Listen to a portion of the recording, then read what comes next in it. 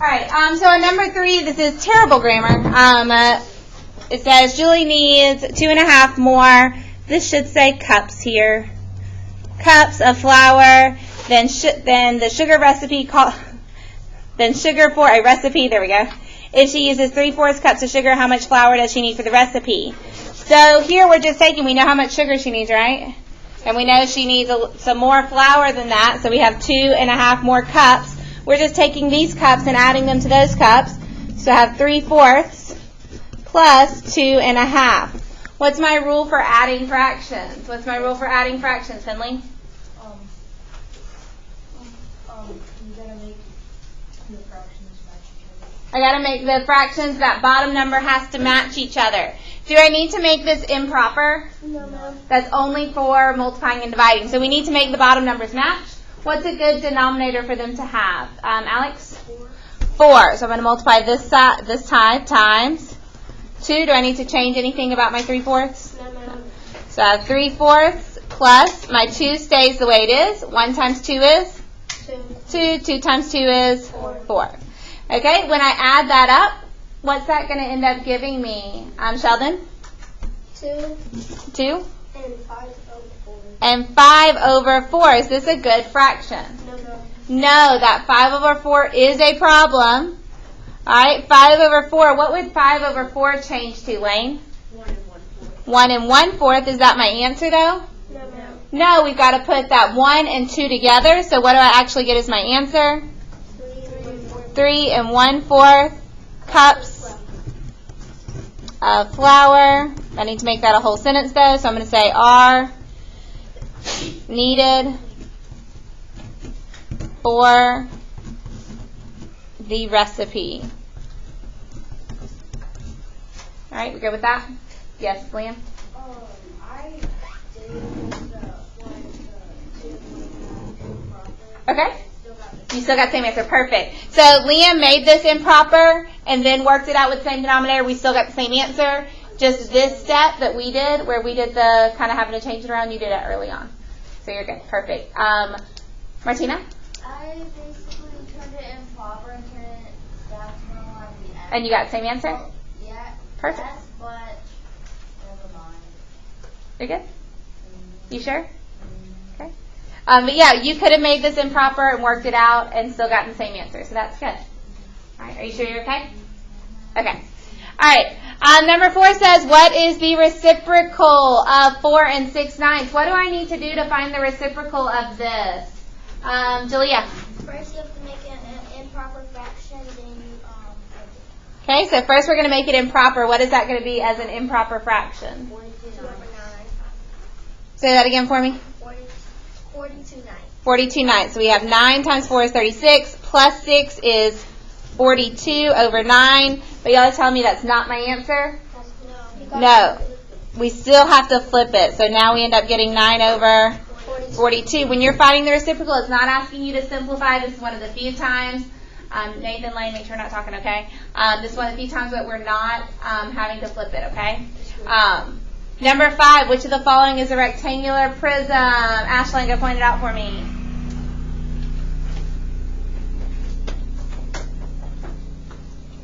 Perfect. That's the only one in the shape of a rectangle. All right. If you will, please put that away and get out your homework from last night.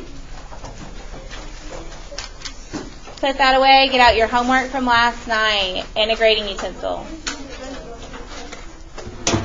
Homework from last night and a grading utensil. I'm having you grade your own right now. You're grading your own paper, please.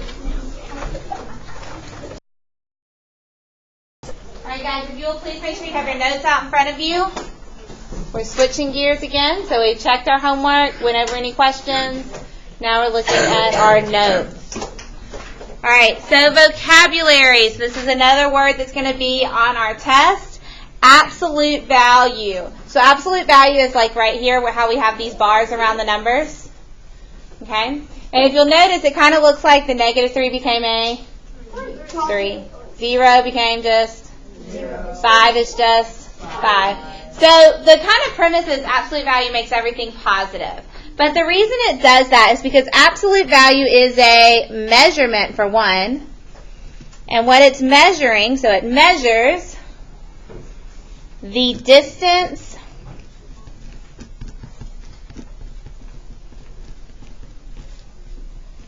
a number is from 0.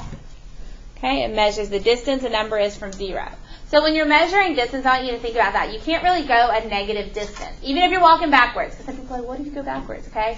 Even if you're going backwards, you're still going, you're covering a certain amount of ground. So for example, when I come to school, it takes me 5 miles to get here. I don't know if that's exactly right, but we'll pretend it takes me 5 miles. When I go back home, it's still 5 miles. Did that change to a negative 5 miles somehow?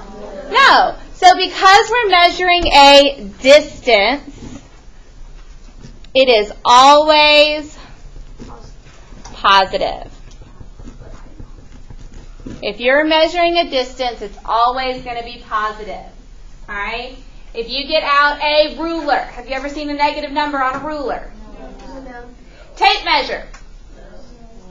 Nope, tape measures don't have negatives on them.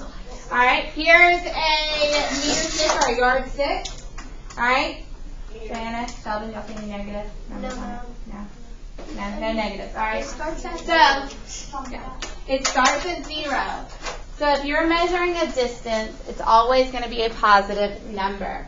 All right, Nathan, I need you to focus on me, not the people around you, okay? All right.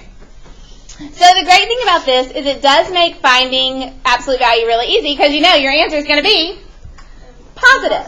All right? Now when you're working it in a problem, it works kind of like parentheses. All right? Parentheses come first. Absolute value comes first. All right? So on number 1, the absolute value of a negative 7 is 7. The absolute value of 5 is 5. Now on number 3, we have to do the absolute value before we do addition because it's like parentheses. Okay? So it's going to sound silly, but I need you to write down the one step, then your answer. So what is the problem going to change to on this one? Martina? 9 plus 3. 9 plus 3. I need you to write that little bit down so I can see, ooh, they did the absolute value, and then they got their answer. It's going to seem really silly in the 6th grade because have we done operations with negative numbers yet? No. Which means I've got to make all of your numbers positive for you to be able to do the work with them. 7th and 8th grade, that's not going to be the rule anymore. Okay? So that's why this step is going to be really important. In the 6th grade, it seems silly, but if you don't do this step in the 6th grade, 7th and 8th grade, it's going to hurt you because you won't be doing them in the right order necessarily. Okay? So y'all are going to get mad at me. I'm going to make you write the step. If you don't write the step, I will take off points. I just want to be very clear about that from the beginning before you lose any points, what I'm expecting. Okay. All right, so now we can get our answer. 9 plus 3 is 12. All right, number 4. 1 step, 2 steps? 1 step. What's my answer going to be on number 4, Dylan? 14. On number 5, 1 step or 2 steps? 2 steps. It's going to be 2 steps. What's my first step going to say, Alex? 5 plus 6. And now what's my answer going to say, Julia? 11. All right, and then number 6, 1 step or 2 steps? 2. What's my first step going to say, Layla? 8 minus 2. Did you change that minus sign? No, because it was in the middle. That doesn't change, okay? Does absolute value mean you cannot subtract? No, it just means, hey, whatever is inside becomes positive. So now we're going to do 8 minus 2, and what does 8 minus 2 give us? 6.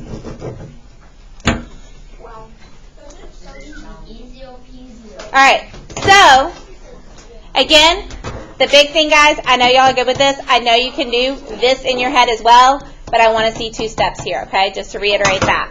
All right, your homework again tonight is in the book. It's actually on the same page. It's just the problems that we didn't do yesterday. Again, you'll notice yesterday's class was a little short for us in here especially. So what I'm going to do is I'm going to try to get all of them up on the screen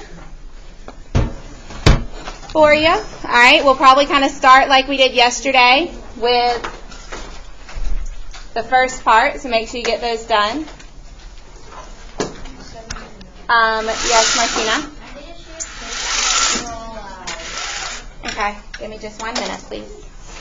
All right, so we're starting here on number 7, 8, and 9, which is up on the screen. I'm going to try to zoom out just a little bit just so I can get the rest of it on there. Up.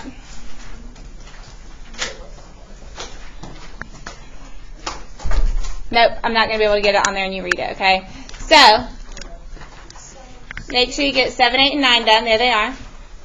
Hold on, I have another game plan.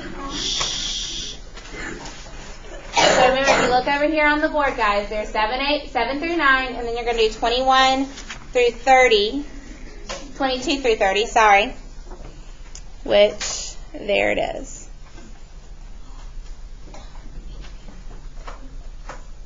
Okay. For advanced guys, that's this section right here. Y'all are also going to do these. There's 31 through 34. So my regular will stop. They'll do the first 3, and then 22 through 29. Advanced, I need y'all to make sure you do 31 through 34 down here. Okay? So that gives you all the problems so you can work on those. Please make sure you show me the 2 steps. You do not have to write the problem. I'm going to help you out there.